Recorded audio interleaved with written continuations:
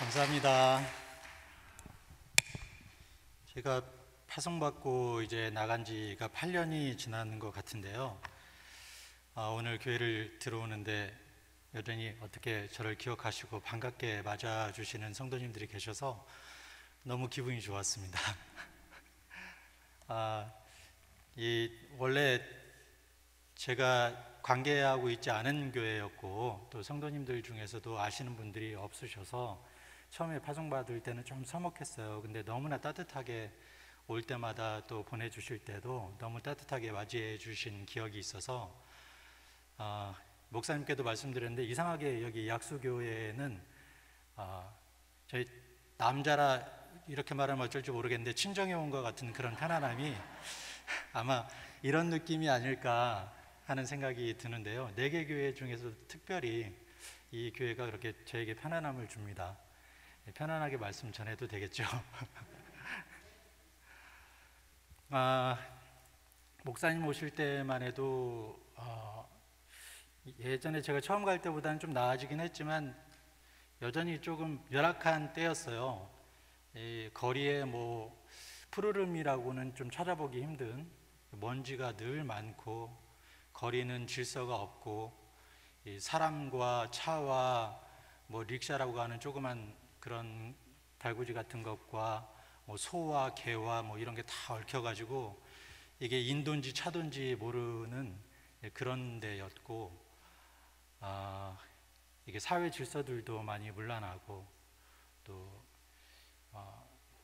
여성들에게 특히 또 위험한 지역이기도 하고 그런 난잡한 어찌 보면 무질서한 그런 원시적인 그런 문화가 좋아서 인도가 여행지로서 내가 해본 여행지로서 최고다라고 하시는 분들도 있지만 또 거꾸로 나 다시는 여기 안 온다 하시는 분들도 있거든요. 인도 한번 오신 분들은 우리 목사님들 장로님들 그때 오셨을 때도 다시는 안 오겠다고 하시는 분들이 몇 분 계셨어요. 하지만 최근에 굉장히 많이 사회가 발전했어요. 뉴스에서도 많이 보시지만 경제적으로 굉장히 부유해졌고 또 외자 유치를 많이 하면서 굉장하게 많이 발전하고 있습니다. 또 워낙 나라가 크고 또 사람들이 많고 하니까 경제 규모도 꽤 커요. 아마 GDP는 한국보다 앞설 거예요. 그러니까 국내 총생산 그거는 한국보다 앞설 겁니다.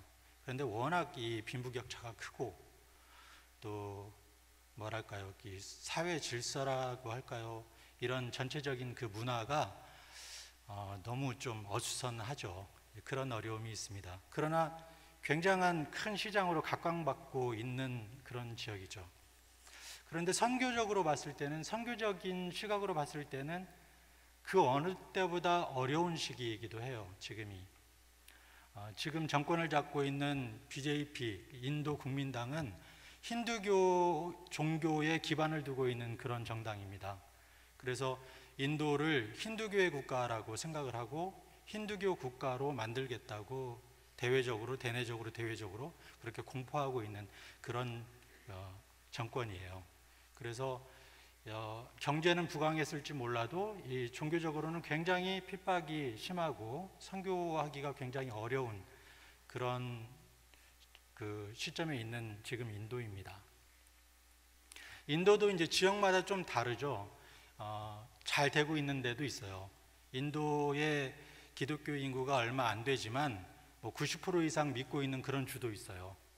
지도상으로 동북 쪽에 있는 소수 조그만 그 주들이 몇 개 있거든요. 그런 데는 기독교 인구가 90% 이상입니다.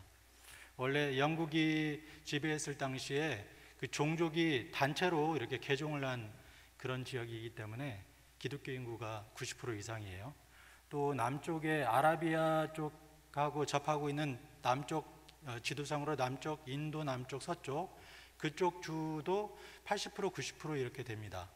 예전에 이 아라비아 쪽에서 건너온 이 상인들을 통해서 복음이 전해지면서 그쪽에 교회들이 많이 생겨서 거기도 한 80% 90% 돼요. 근데 인도가 워낙 크고 인구도 많고 하다 보니까 전체 인구로 봤을 때는 얼마 안 되죠. 한 4% 정도가 기독교 인구입니다. 그래서 몇몇 주들은 여전히 지금도 조금 비교적 좀 수월하게 선교를 할 수 있는 지역이 있는가 하면 저희가 있는 주처럼 열악한 지역도 있어요. 저희 주는 예전에도 말씀드린 것 같은데 크기는 한반도 정도 크기예요. 인구는 한 2억 정도 됩니다. 인도 인구가 14억이 지금 넘는다고 하는데 저희 주만 2억이에요. 굉장하죠. 뭐 이쪽 주 끝에서 주 끝까지 가기가 힘들어요. 부산에서 저쪽 뭐 함흥이나 뭐 저쪽 막 이 러시아 접경까지 간다고 한번 생각해 보세요. 굉장히 멀잖아요. 그러니까 그런 지역입니다. 워낙 또 교통이나 이런 것들도 길도 잘 닦아지지 않고 그래서 저희가 그 주의 중간쯤에 있는데 델리까지 가는데 예전에는 한 14시간 뭐 이렇게 걸렸었어요. 차로 가면. 지금은 고속도로가 뚫려서 한 8시간 정도 걸리죠. 이 복음 전하기가 굉장히 어려운 시기였는데 코로나가 지나고 하면서 이제 사람을 못 만나게 되잖아요. 그러니까 선교사들이 대개가 사람들을 만나고 하면서 복음을 전하게 되는데 사람들을 못 만나니까 복음을 전할 수 없잖아요. 저희 같은 경우도 도서관을 하고 또 빌리지에 가가지고 아이들 모아놓고 방과후처럼 수업을 하기도 하고 또 복음을 전하기도 하고 스토리텔링하고 뭐 이랬거든요. 근데 못 만나게 하니까 도서관도 문 닫게 되고 빌리지도 못 들어가게 되고 이런 상황이 됐고 그 와중에 또 개종금지법이라는 게 통과가 됐어요. 종교를 바꿀 수 없는. 그러니까 종교를 바꾸면 우리는 뭐 저도 예전에 저희 집이 할머니가 절에 다니셨으니까 종교란에 종교 쓰라고 하면 불교로 썼다가 사춘기 때는 무교라고 썼다가 예수님 믿는다면 기독교라고 썼거든요. 근데 이 사람들은 주민등록, 우리식으로 하면 주민등록 같은 거에 자기의 종교가 기록이 되어 있어요. 이거는 쉽게 바꿀 수가 없어요. 특별히 신청을 해가지고 정부에서 허용을 해야 바꿉니다. 그런데 그걸 바꿀 수 없게 만든 그런 법이 생겼어요. 인도는 이 정권에서 말하기를 인도는 원래 힌두교 국가였다. 그런데 외래 종교들이 들어오면서 개종을 시켜서 일부는 기독교인이 되고 일부는 이슬람을 믿는 무슬림이 되었으니까 이들조차도 다시 역개종을 시켜서 힌두교인들로 만들어야 한다. 그러니까 이 힌두교인들이 다른 종교로 개종하는 것을 금지한다 해가지고 개종금지법이라는 게 통과가 됐어요. 그래서 그 개종금지법에는 이런 그 요건들이 있어요. 금품 제공, 또 뭐 강요, 회유, 뭐 갖가지 뭐 결혼 뭐 이런 것들을 통한 그 어떤 수단과 방법을 통한 개종도 모두 다 불허한다 이런 내용이 있어요. 근데 대개가 이제 선교사님들이 우리보다 대개는 못 사는 나라에 가서 돈을 쓰면서 선교를 하시잖아요. 못 사는 나라니까 돈을 많이 안 써도 되고 그걸로 뭐 종교로 바로 접근하면 거부감이 있으니까 학교를 세우기도 하고 무슨 뭐 비즈니스를 하기도 하고 뭐 병원을 세우기도 하고 그러면서 그 사람들을 도와주면서 이제 복음을 전하잖아요. 근데 이것도 걸고 넘어지기 시작하면 다 걸리는 거예요. 그래서 신고가 들어가면 무조건 잡아들입니다. 지금 개종을 강요했다 그러면 그런 신고가 들어오면 무조건 경찰서에 잡혀가서 조사를 받아야 돼요.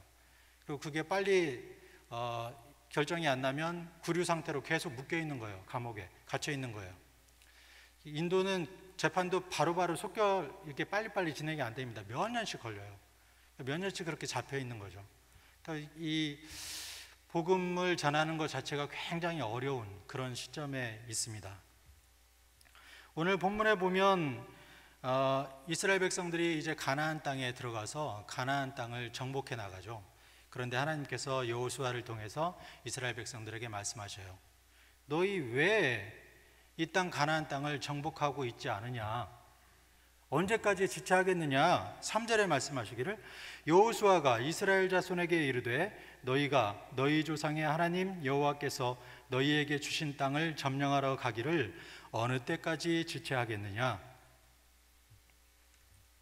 이 가나안 땅은 그냥 남의 땅을 억지로 뺏는 게 아니라 원래 니네 땅이야 라고 말씀하고 계십니다.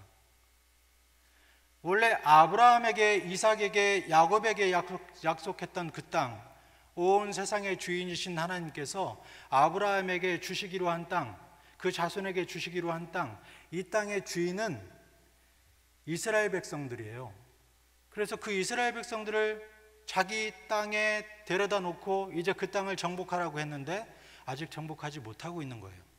12지파 중에 7지파가 아직도 땅을 차지하지 못하고 있습니다.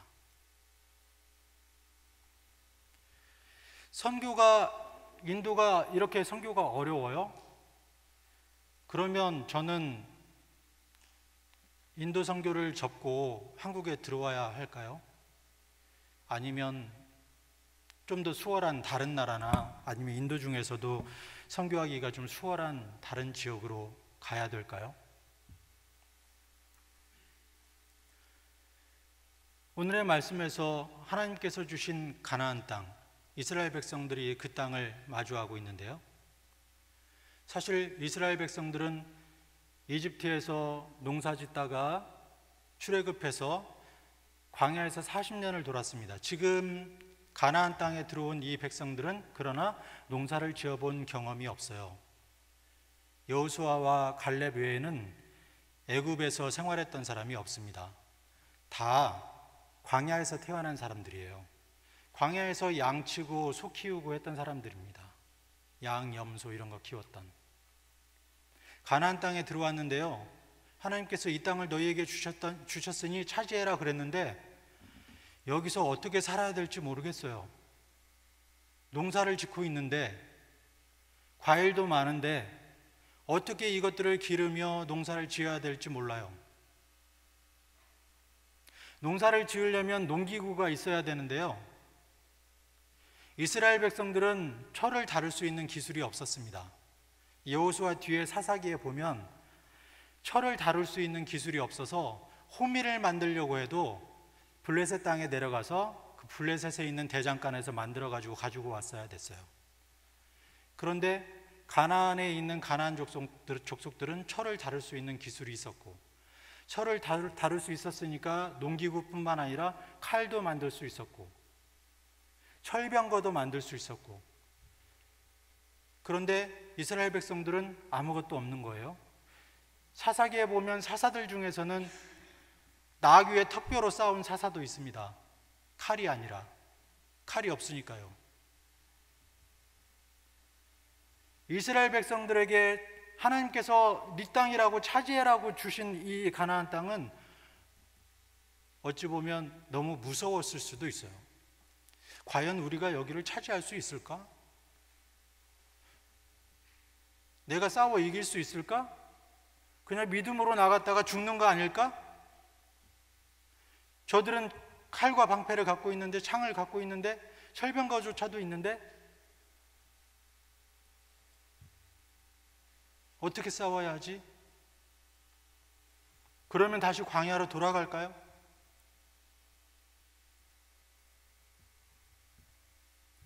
그런데 하나님께서는 이 시점에서 다시 한번 상기시키시죠. 야, 이 땅은 네 땅이야.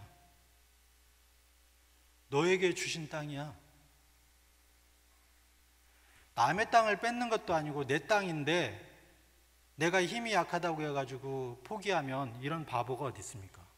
요즘같이 이 부동산이 이 소중한 이런 때에 부동산 하나, 빌딩 하나 갖고 있으면, 땅 좀 갖고 있으면 그냥 몇 대 먹고 사는 이런 시기에 그 땅을 내 땅인데 그걸 포기하고 나온다는 거, 그거는 바보죠.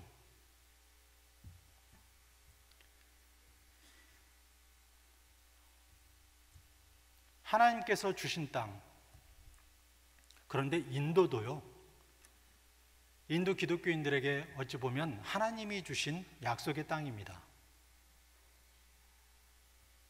우리는 조선시대 때에 복음을 본격적으로 받아들였죠. 그런데 역사를 보면요, 통일신라 시대에 경주에 어떤 그 불상이, 십자가 묵주를 메고 있는 그런 불상이 발견됐어요. 통일신라 시대 때 만들어진 불상 중에. 그러니까 그 당시에 복음이 들어왔었다는 거예요. 제대로 뿌리 내리지는 않았지만 기독교가 들어왔었다는 얘기예요. 그 당시에 당나라에 경교라는 이름으로 기독교가 들어와 있었어요. 그리고 그 경교는 인도에서 당나라로 들어간 겁니다. 우리는 조선시대 때 비로소 제대로 된 복음을 받아들였는데 이미 통일신라 시대에 이미 인도에는 그럴듯하게 복음이 전해지고 교회도 있었다는 거예요. 거기에서 다른 나라로까지 복음이 전해질 만큼 인도의 기독교가 그렇게 일찌감치 전해졌고 뿌리를 내렸었다는 겁니다. 하나님께서 조선을 선택하기 전에 이미 인도를 선택한 것이죠. 선교사들의 편지를 보면 이 조선을 초선이라고 많이 썼어요. 초선, 내가 초선이라고 발음을 했어요. 조선을. 그런데 이 초선은 내가 선택했다, 내가 선택받았다라고 할 때 have chosen이라고 쓰잖아요. 네. 하나님께서 선택하신 백성이라고 이 선교사들은 믿었어요. 조선은 하나님께서 선택하신 땅이고 그 백성은 하나님께서 선택한 백성이다라고 굳게 믿고 있었어요. 그런 소명과 사명의식으로 복음을 전했던 선교사들입니다. 그런데 사실 이 조선 이전에 먼저 선택받은 땅이 인도 땅입니다. 초대교회의 이 도마의 공동체가 아라비아를 통해서 인도에 복음을 전했어요. 도마 공동체가 세운 그 교회가 지금도 존재합니다. 그 교단 이름이 마토마 교단이에요. 마토마라는 것은 도마의 아들, 도마의 자손 그런 뜻이에요. 도마의 제자, 도마의 아들, 도마의 가르침을 받은 그 공동체가 세운 교회인 거죠. 그러니까 도마 시대에 이미 복음이 전해졌다는 거예요. 적어도 도마의 가르침을 받은 제자들이 복음을 전했다는 거예요. 굉장히 오래전에 복음이 전해진 것이죠. 그런데 여전히 그때 당시에 복음을 받아들였고 지금까지 신앙생활을 하고 있는 그들, 인도 기독교인들에게 여전히 인도는 아직 정복하지 못한 가나안 땅입니다. 하나님께서 주셨는데요. 왜일까요? 저도 처음에 굉장한 이 사명감에 불타가지고 인도에 가가지고 막 이렇게 저렇게 부딪혔는데 이 글로 배우고 책으로 배운 것과는 좀 실상은 더 심각하고 좀 어려운 상황이었습니다. 인도의 법에는 카스트 제도가 없어요.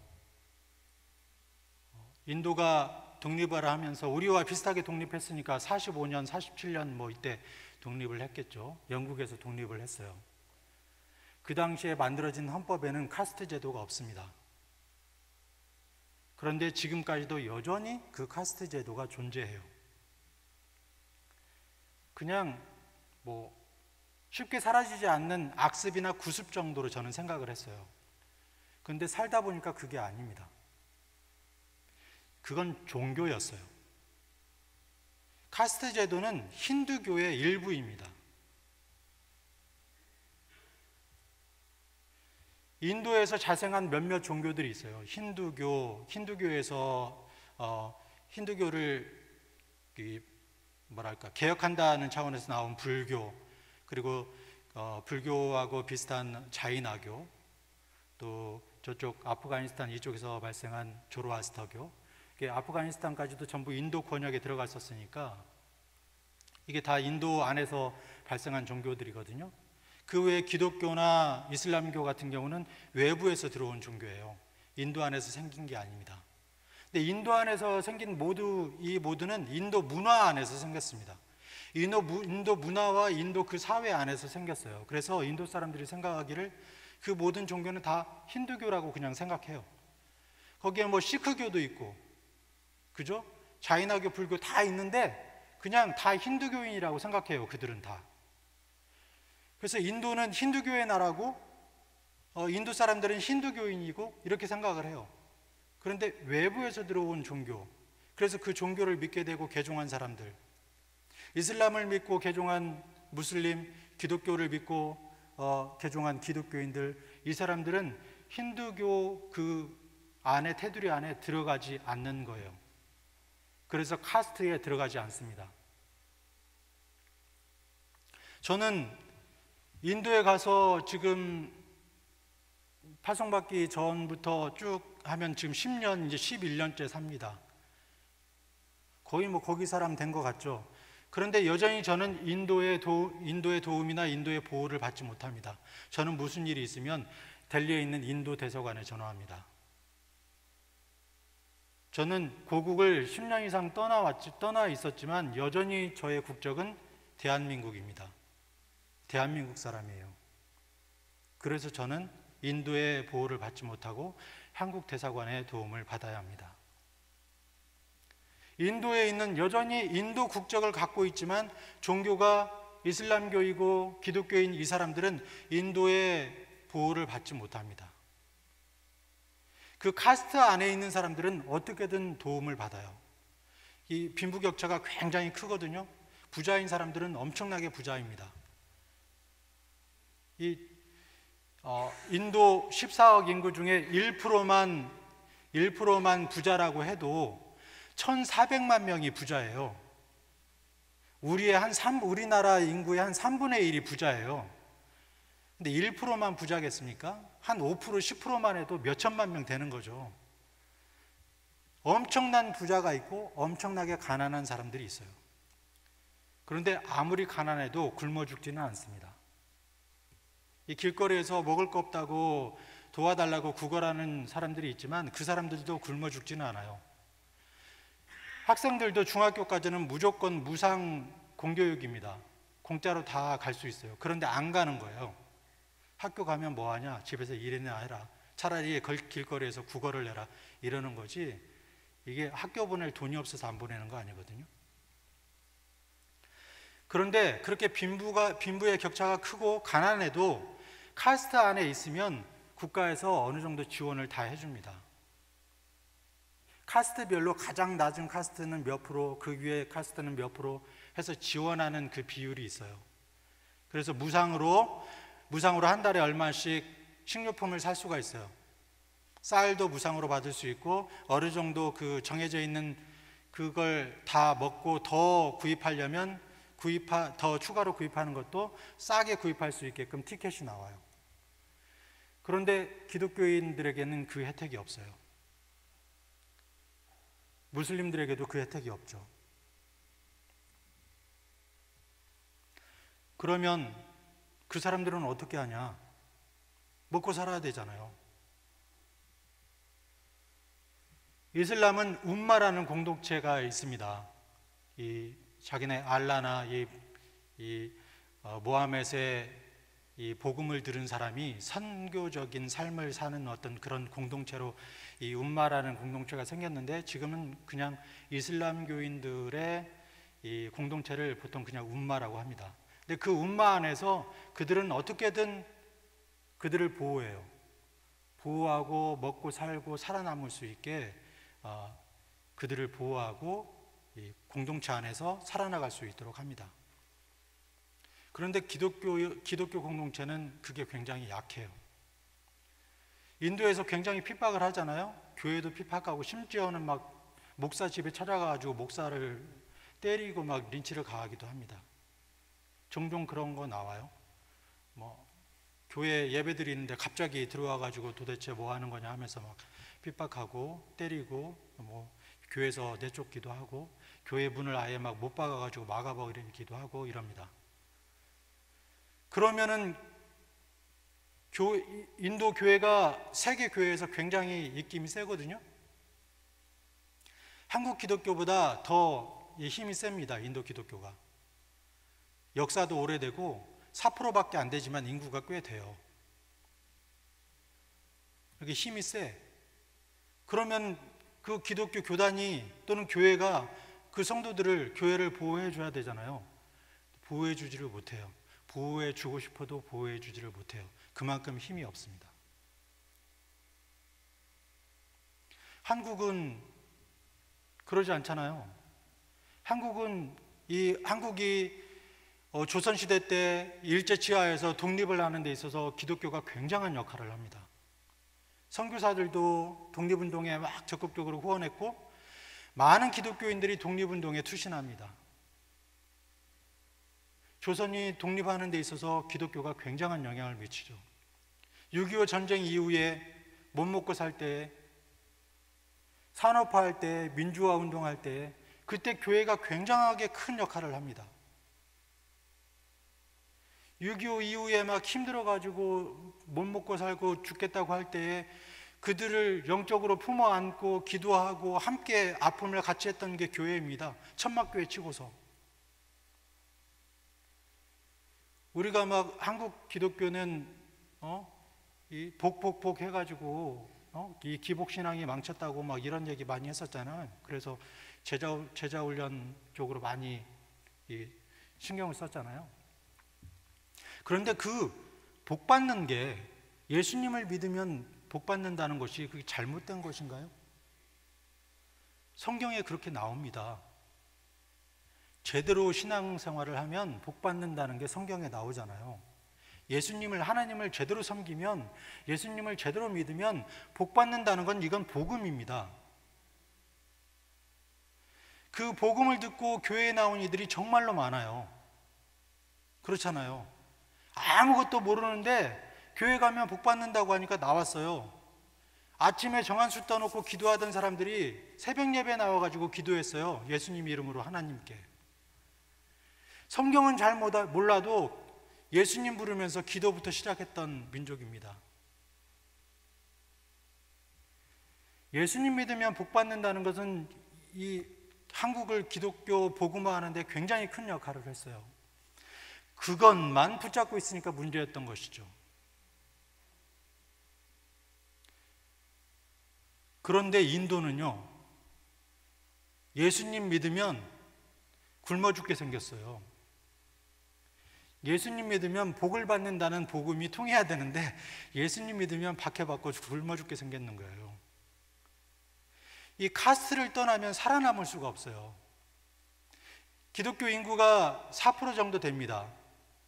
이 힌두교 인구가 한 80%, 84% 되고 이슬람 인구가 14% 정도 되고 기독교 인구가 4% 정도 돼요. 이거는 이 문서상으로 기록된 개종된 기독교인의 숫자입니다. 그러면 실제로는 더 될 수도 있겠죠. 그런데 이들이 삶의 중요한 시점에 흔들립니다. 결혼을 해야 될 시점이 됐어요. 인도는 결혼을 해도 같은 카스트하고 결혼을 합니다. 상놈이 양반하고 결혼할 수 없고 양반이 노비하고 결혼할 수 없잖아요. 옛날에 조선시대 때 보면 양반이 노비하고 결혼하면 그 양반도 노비가 됩니다. 노비가 양반이 되는 게 아니라 양반이 노비가 돼요.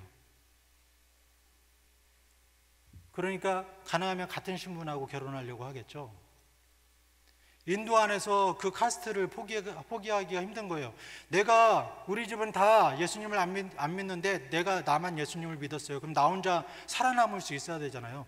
근데 결혼을 하려고 해도 내 카스트를 찾아서 결혼해야 되고 부모가 연결해 주는 사람하고 결혼해야 되고 그게 아니면 내가 나의 가족이나 친척이나 나의 공동체의 후원을 완전히 배제하고 이 목숨의 위협을 감수하면서 나 혼자 독립을 해가지고 이 기독교 공동체 안에서 살아남아야 합니다. 근데 기독교 공동체 안에서 살아남기가 너무 힘든 거예요. 기독교 공동체가 다 위기니까요. 직장을 잡으려고 해도 지원 원서에 자기 카스트를 적습니다. 그럼 그 카스트로 취급을 받는 거예요. 예를 들어 제가 예수님을 믿는데 다른 카스트 수드라 이런 카스트였어요. 수드라라고 적었어요. 문서상으로는 수드라로 돼 있으니까 수드라로 적고 들어갔습니다. 그러면 거기에서 제가 기도를 하거나 예수님을 얘기하면 너는 수드라면서 왜 예수님을 찾느냐고 핍박을 받겠죠. 문서상으로는 수드라지만 내가 기독교인이라고 하고 들어갔어요. 너 문서하고는 다른데 이럴 수 있겠죠. 그리고 기독교인이라는 이유로 안 뽑아주기도 하고 그렇겠죠. 그래서 인도 안에서 살아가는 게 너무 힘든 거예요. 인도는 사회, 종교 그 모든 것이 다 종교에 기반을 두고 있습니다. 종교를 떠나고서는 말할 수가 없어요. 우리가 운동 삼아 인도의 요가 이런 거 많이 하잖아요. 요즘은 제대로 요가 한다고 하면서 요가 마지막에 막 이렇게 참선하는 거 그런 거 있잖아요. 이게 막 음악 틀어놓고 옴 하면서 하는 거 있잖아요. 이거는 종교행위입니다. 종교행위. 요가라는 그 자체가 힌두교 안에서 나온 거예요. 힌두교에서 자기네 신과 하나 되는, 합일되는 그런 도구로 요가를 썼어요. 우리는 그냥 스트레칭 정도로 생각하고 요가를 하지만 이게 실상은 종교행위였던 거죠. 모든 게 종교를 떠나서는 말을 할 수 없는 그런 상황이에요. 이들이 살아남아야 되잖아요. 저희가 하던 사역이 도서관 사역, 이 빌리지 사역 다 막히고서 어떻게 해야 될까 고민을 많이 했어요. 지금 마치 가나안 땅에 들어가서 내 땅을 차지하지 못하고 있는 7집 밭처럼 어떻게 해야 되지? 철수해야 되나? 다른 지역으로 갈까? 다른 나라로 가볼까? 다른 지역으로 가볼까? 어떻게 하지? 이런 고민들을 많이 했어요. 그리고 비즈니스를 해봐야 되겠다 그러면서 막 이런저런 이 비즈니스를 위해서 엄청나게 노력을 했어요. 길이 안 열려요. 근데 어느 순간 이런 생각이 드는 거예요. 내가 여기 뭐하러 왔지? 어떻게 하면 인도에서 살아남지? 그러고 있는 거예요. 내가 어떻게 하면 여기서 살지? 어떻게 하면 살아남지? 어떻게 하면 비자를 안정적으로 받지? 이 고민을 하고 있는 거예요. 근데 사실 저는 인도에 나올 때 하나님, 인도의 모든 사람이 주님의 품 안에서, 주 안에서 살아갈 수 있게 되기를 바랍니다 하고 기도하고 나왔거든요. 저는 인도 사람들을 주 안에서 살게 하려고 나왔습니다. 인도에. 그런데 현실을 보니까 내가 어떻게 하면 살아남지? 하고 있더라고요. 이들을 살려야 하는데 제가 살려고 하고 있었던 거예요. 그래서 그러면서 주시는 지혜가 내가 비즈니스를 할 게 아니라 인도 사람들에게 나의 기술과 재능과 이런 것들을 가르쳐서 이 사람들이 사업을 할 수 있게 하자. 인도 기독교인, 이미 개종한 기독교인 아니면 개종은 하지 못하고 아직 뜨내기처럼 그렇게 자리를 잡고 있지 못한 기독교인들, 이들이 제대로 자기 직업을 갖고 일정한 수입이 있고 이렇게 되면 결혼하고 아들을 낳고 그것을 가업으로 삼아서 1대, 2대, 3대 계속 그 일들을 계속 해나가면, 그러면 안정적인 수입원이 갖춰지면, 그러면 이들이 기독교인으로 꾸준히 살아갈 수 있지 않을까. 인도에서 박해를 받는 것은 기독교인뿐만이 아닙니다. 아까 말씀드린 것처럼 이슬람교인들도 똑같이 박해를 받아요. 그런데 이슬람교인들은 가면 갈수록 계속 늘어나요. 이슬람교 그 비율이, 무슬림 비율이. 이슬람교인들은 전도 안 합니다. 대신에 결혼을 하죠. 부인을 하나, 둘, 셋 막 얻습니다. 그 중에는 힌두교인도 있고 기독교인도 있겠죠. 이들은 결혼하면 무조건 개종시킵니다. 결혼하면 무조건 다 무슬림이에요. 이슬람교인이 되는 거예요. 그러면 벌써 이 이슬람교인이 아닌 3명의 여자와 결혼을 했으면 벌써 3명이 늘어났죠. 거기다 이 3명이 자식을 2명씩만 낳으십시오. 3, 2, 6, 6명, 그럼 부인까지 9명이네요. 결혼만 했을 뿐인데 9명을 전도한 격이 된 거예요. 그리고 이게 1대, 2대, 3대 계속합니다. 늘어날 수밖에 없겠죠. 이 공동체는 굉장히 안정적이에요. 가족 공동체, 친족 공동체, 이런 공동체로 똘똘 뭉쳐 있어요. 어떤 외부의 박해에도 흔들림이 없습니다. 어떻게든 먹여 살리거든요. 이들도, 이슬람 교인들도 우리가 11조 내는 것처럼 몇 퍼센트를, 자기 수입의 몇 퍼센트를 냅니다. 그걸로 우리 같으면 교회에서, 그러니까 그들의 인도에서는 이제 마스짓이라고 하는데, 그런데 학교 같은 게 있어요. 그 자체에서 하는 율법 위주로 가르치긴 하지만 어쨌든 학교에서 애들을 가르칩니다. 숫자도 가르치고 알파벳도 가르치고. 아무리 학교를 안 가도 최소한의 글을 읽고 할 수 있는 수준을 만들어줘요. 어떻게든 먹여 살립니다. 근데 기독교는 그게 안 되는 거예요. 아까 말씀드린 것처럼 기독교 복음이 들어간 지는 굉장히 오래됐습니다. 그런데 이 동마의 공동체가 복음을 전했을 때의 그 대상들은 이 위기의 카스트들이었어요. 사회의 지배계층들. 이 지배계층들이 처음에는 학문처럼 받아들였겠죠. 조선시대에 그랬던 것처럼. 서학 그래가지고 처음에 받아들였잖아요. 서학이라고 해가지고 기독교를. 그렇게 받아들이다가 예수님을 믿게 된 거예요. 근데 이들이 자기의 이권을 놓고 싶지 않은 거야. 이 높은 카스트가 누리는 그 이권을 놓고 싶지 않은 거예요. 계속 그냥 유지만 하고 있었어요. 복음이 전해지지 않고 그들만 계속 믿고 있었어요. 그러다가 동인도 회사가 이 인도를 지배하고 식민지로 삼고 그러면서 영국이 이제 인도를 지배하게 됐죠.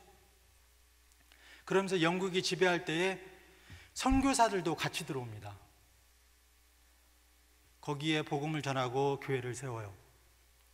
이 선교사들은 인도 사람들에게 어떻게 보였을까요?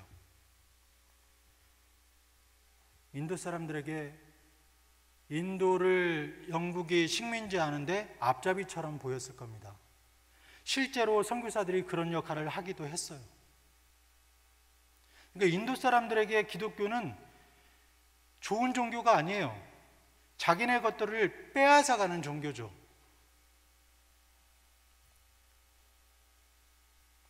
독립운동하는데 기독교가 전혀 영향을 미치지 못합니다.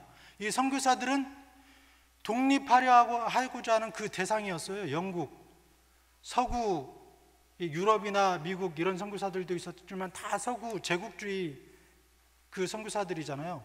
영국이 인도를 지배하는 것을 다 묵인해줬던 나라들, 그런 선교사들입니다.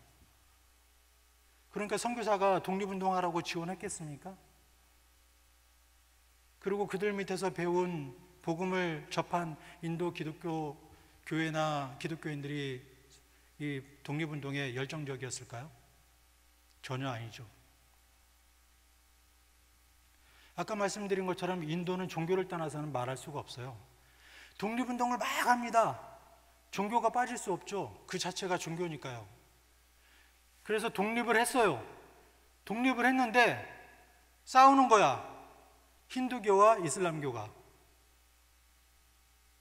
원래 영국이 지배하기 전에 인도를 지배했던 국가는 이슬람 국가였습니다. 무갈 제국이라고. 무갈 제국, 무굴 제국 그러는데 그 제국은 이슬람 국가였어요.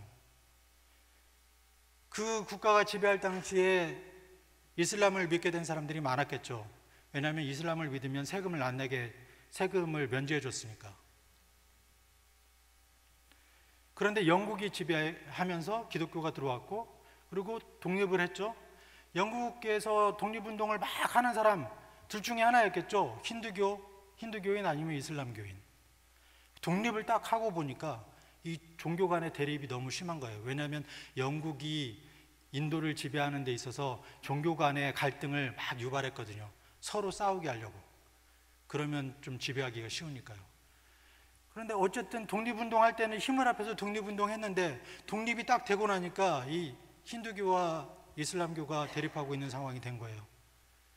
그래서 종교로 나라가 나눠집니다.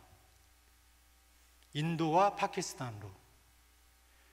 서쪽에 있는 사람들은 전부 서쪽에 지금 파키스탄 지역으로 다 옮겨갑니다. 이슬람교인들이. 동쪽에 있는 이슬람을 믿는 무슬림들은 다 동쪽으로 이동합니다. 지금의 방글라데시. 그래서 옛날에는 파키스탄이 서파키스탄, 방글라데시가 동파키스탄 그랬어요. 이름이. 하나의 나라였습니다. 이슬람 국가. 그런데 나라가 너무 동떨어져 있으니까 아예 따로 독립을 한 거죠. 방글라데시로. 그래서 지금 파키스탄과 방글라데시로 나눠져 있는데, 이렇게 종교 간의 나라가 나눠진 거예요. 인도는 그래서 힌두교 국가가 된 겁니다. 헌법은 세속주의 국가로 만들어졌지만 실제로는 힌두교 국가였던 거예요. 이 독립운동하는 데 있어서 기독교는 한마디도 못합니다. 우리를 위해서도 땅 조금이라도 떼달라 말 못합니다. 왜? 독립운동 안 했거든요. 이 기독교가 그러면 인도 안에서 영향력이 클까요? 어쩔까요? 인도의 정치, 경제, 새로운 어떤 박해를 하는 법이 됐던 무슨 법이 됐건 어떤 사회적인 이슈가 있을 때마다 기독교는 한마디도 못합니다. 영향력이 거의 없어요. 한국은 사회 곳곳에 기독교 사상이 곳곳에 뿌리내려 있습니다. 그리고 기독교의 영향력이 굉장히 커요. 지금 교회가 욕먹는 일이 많지만 저는 그것은 교회에 대한, 기독교에 대한 기대가 너무 컸는데 그 기대에 미치지 못하는 요즘의 그 모습을 보면서 실망이 그만큼 크기 때문이라고 생각합니다. 이날의 현재의 한국의 이 모습이 되는 데 있어서 기독교가 굉장한 영향을 미치거든요. 기독교의 영향력이 굉장히 크기 때문에 선거를 할 때마다 교회에도 와가지고 저 찍어주세요 하고 홍보하잖아요. 선거운동 하잖아요. 기독교는 인도 기독교는 그러지 못합니다. 그러면 한국의 기독교 인구가 한 80% 이상 됩니까? 한 90% 이상 돼요? 하다못해 40%라도 됩니까? 그래서 그 영향력이 그렇게 크기 때문에 이 기독교에 막 교회에 와서 선거운동도 하고 그러는 거예요? 인도는 그러거든요. 인도는 힌두교인이 80%가 넘으니까 선거 때마다 종교의 갈등을 막 유발해요. 힌두교를 막 띄웁니다. 막 이슬람이나 기독교 막 박해하고요. 그러면 80% 이상이 힌두교인이니까 다 찍어요. 그런데 한국은 그렇습니까? 80% 이상입니까? 70%? 아니면 하다못해 40%라도? 아니잖아요. 20% 좀 넘잖아요. 20%면 10명 중에 2명입니다. 5명 중에 1명. 그런데 그 영향력은 엄청나잖아요. 인도는 그러지 못하는 거죠. 그래서 저희가 지금 제가 다시 하나님께 기도하고 받은 비전이 바로 이겁니다. 기독교인들을 세워야 하겠다. 복음을 전하는 것도 동시에 해야 되지만 기독교인들을 바르게 세우고 그들이 자립할 수 있는 길을 열어줘야 되겠다. 그래야 이들이 자리를 잡고 그들의 공동체가 안정을 찾고 그들 스스로 자기 자신을 보호할 수 있는 그런 시점이 되면 그러면 영향력을 발휘할 수 있지 않을까.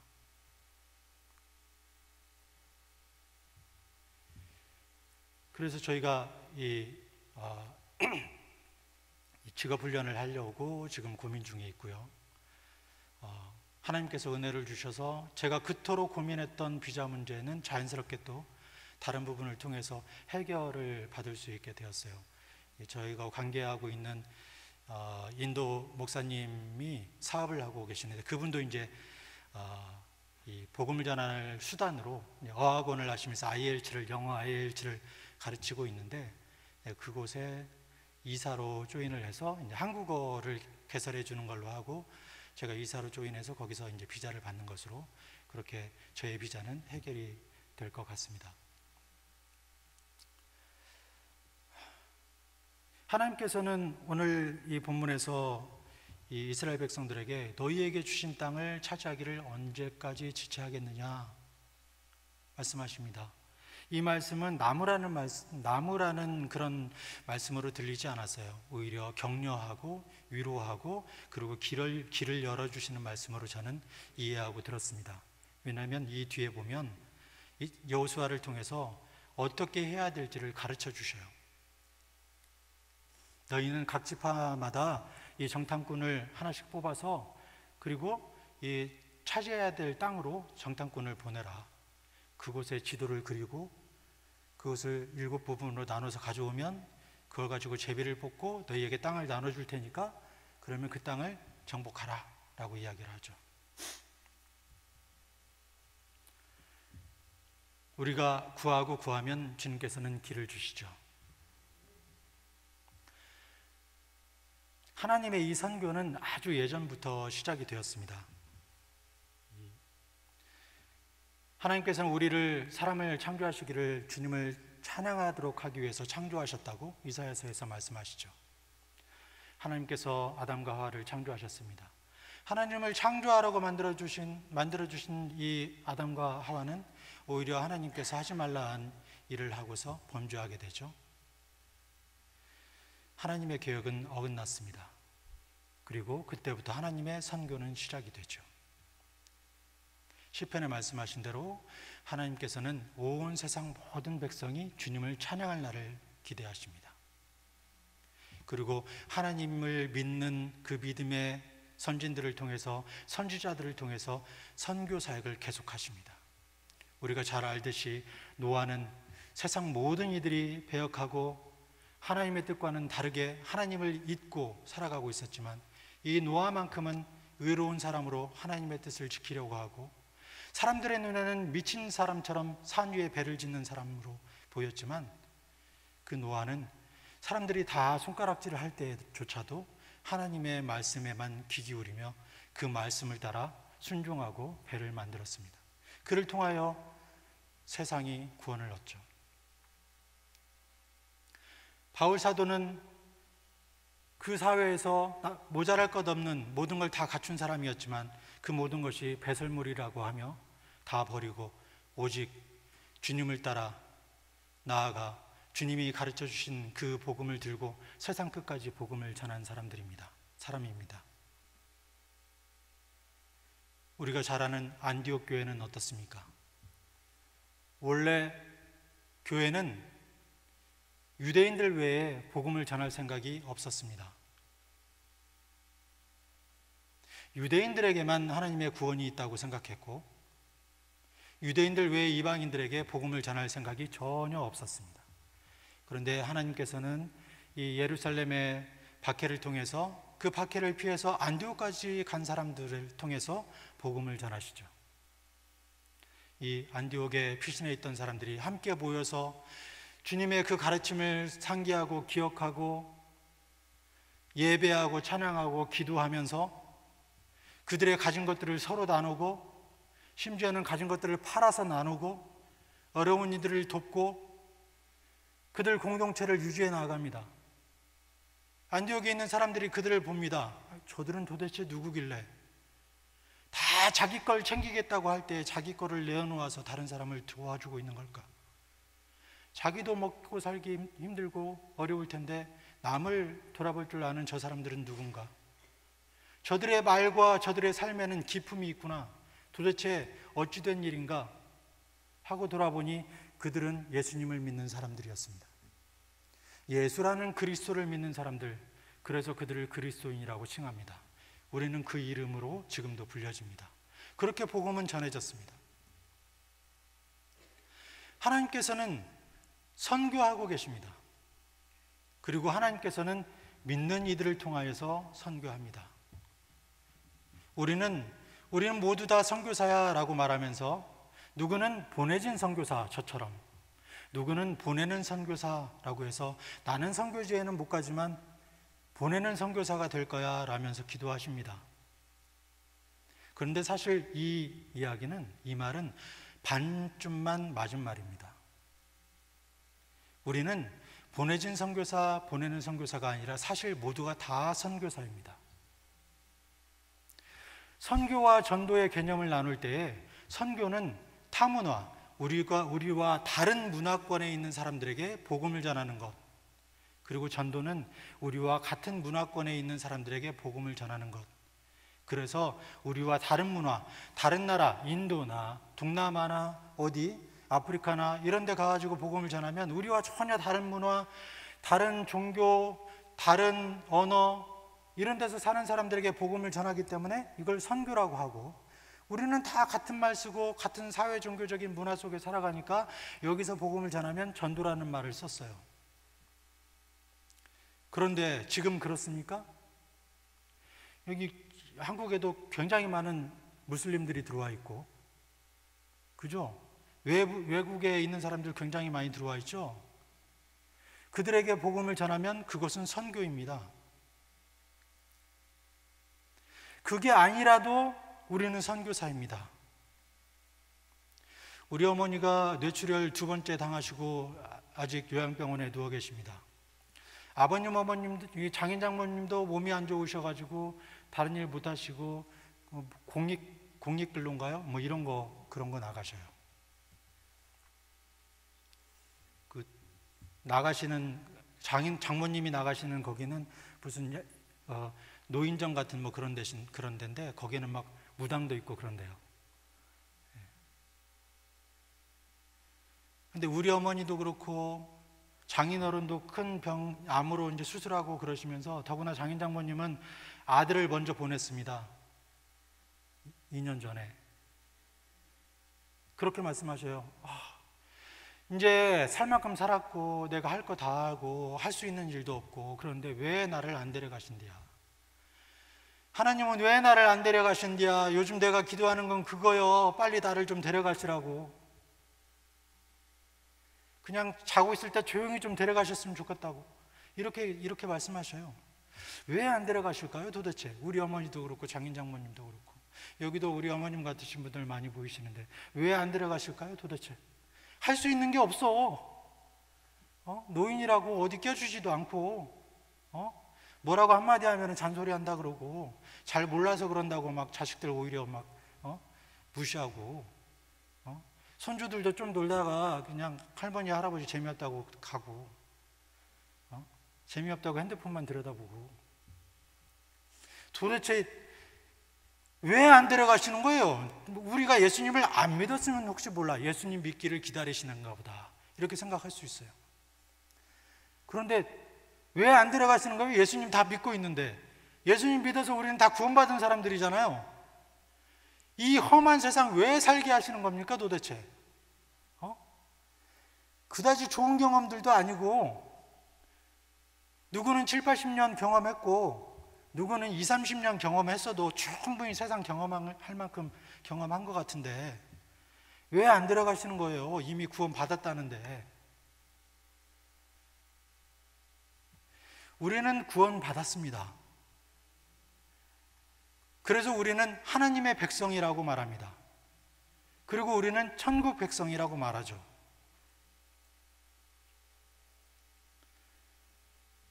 천국 백성, 이 세상의 백성은 아닌 거죠. 천국 백성, 하나님의 백성은요, 하나님의 가르침을 따르는, 예수님의 가르침을 따르는 사람들입니다. 세상의 법이 아닌 하나님의 법으로 살아가는 사람들입니다.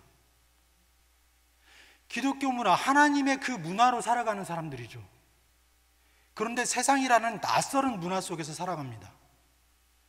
하나님의 법과는 너무 동떨어져 있는 세상의 법과 살아가요. 서로 사랑하라 말씀하셨는데 야 네가 살려면 남을 짓밟고 일어서야 돼 라고 가르치는 게 세상입니다. 네가 가진 게 있으면 나눠줘 라고 이야기하는데 야 너 가진 거 있지 더 가지려고 노력해야 돼 라고 가르치는 게 세상입니다. 완전히 다른 문화잖아요. 우리가 하나님의 백성으로 하나님의 문화로 이 세상에 살아가려고 그러니까 너무 힘듭니다. 제가 기독교인으로 선교사로 인도에서 살아가는 게 그만큼 힘든 것처럼 힘들지 않으면요 본인의 신앙을 다시 한번 돌아보십시오. 힘들어야 정상입니다. 예수님을 믿는 사람들이 세상에서 살아가면서 힘든 건 지극히 당연합니다. 왜냐하면 하나님의 법과는 너무나 다른 세상의 법 그 안에서 살아가니까요. 하나님의 세상의 문화는 하나님의 나라의 문화와는 너무 다르니까요. 하나님의 문화에 익숙해진 사람이 세상의 문화 속에서 살아가는 게 얼마나 힘듭니까? 그러면 보십시오. 타 문화에서 복음을 전하는 게 선교라고 했죠. 우리가 하나님의 백성으로 하나님 나라의 백성으로 이 세상에 살아가면 이건 지금 선교지에서 선교사가 살아가는 것과 다를 게 없습니다. 그래서 우리는 모두가 선교사입니다. 왜 안 데려가냐고요? 선교하라고. 아까 말씀드렸죠? 대한민국 국민 중에 10명에 2명만 기독교인입니다.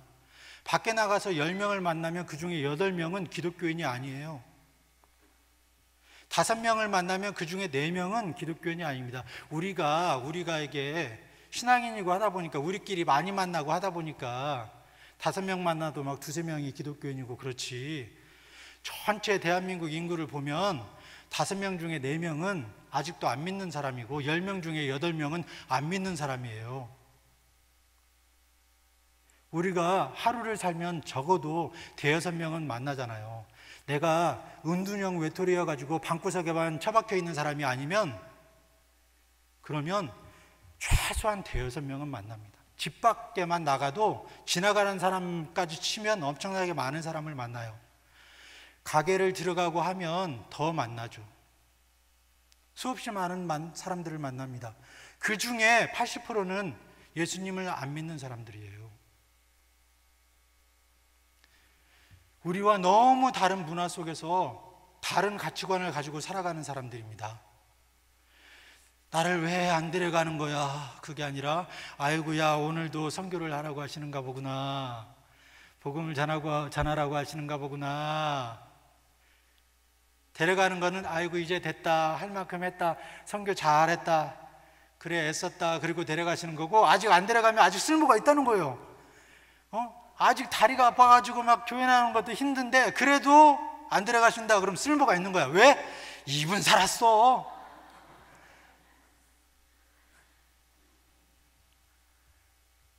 입을 열어서 말할 수 있잖아요.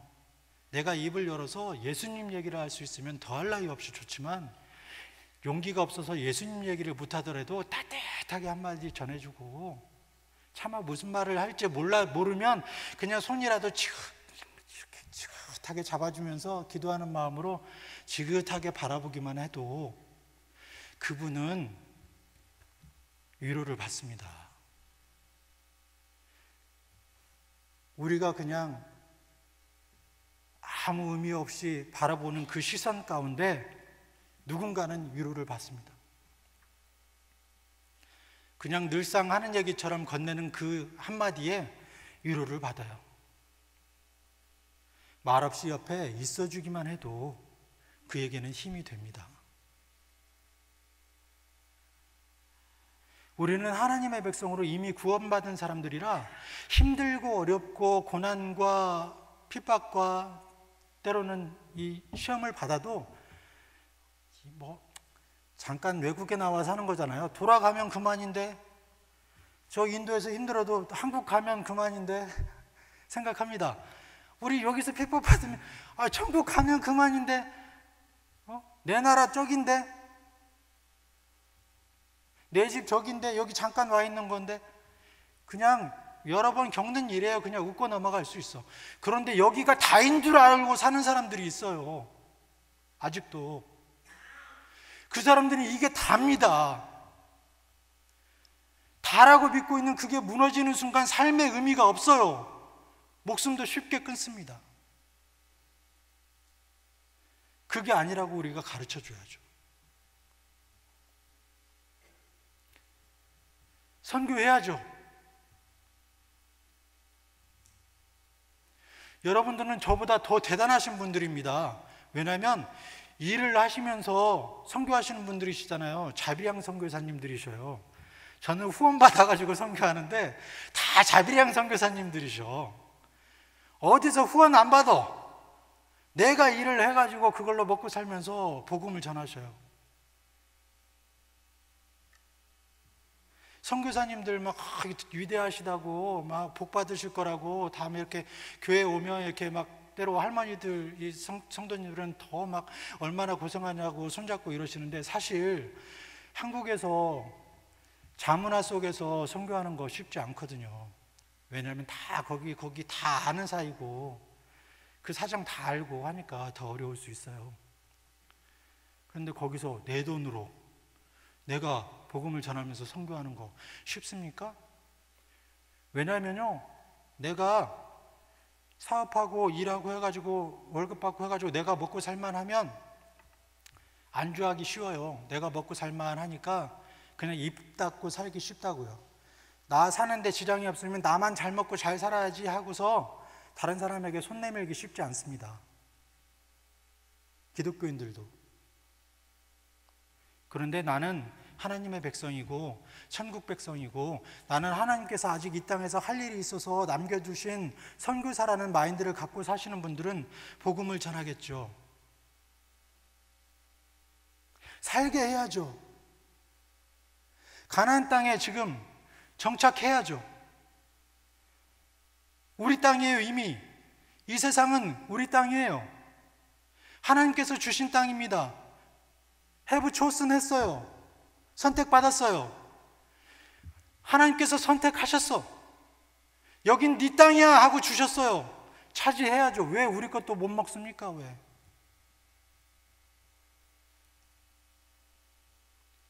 너 아직 차지하지 못해서 차지할 때까지 너 남겨둘 거야.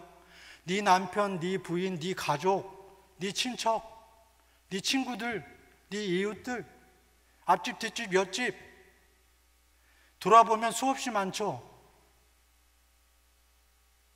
아직도 구원해야 될 사람들이 너무 많습니다. 차지해야 할 땅이 너무 많아요. 차지하지 않고 다시 돌아갈 수는 없잖아요. 우리에게 주신 땅, 왜 아직 지체하느냐? 기도하십시오. 나는 선교사다라는 마인드를 꼭 가져주시면 감사하겠어요. 정말 그냥 제가 설교 멋들어지게 한번 해보려고 이게 찾아낸 이런 이론이 아니라 목사님께 여쭤보십시오. 신학적으로도 하나님의 선교라는 그런 용어가 있어요. 이건 하나님의 선교입니다.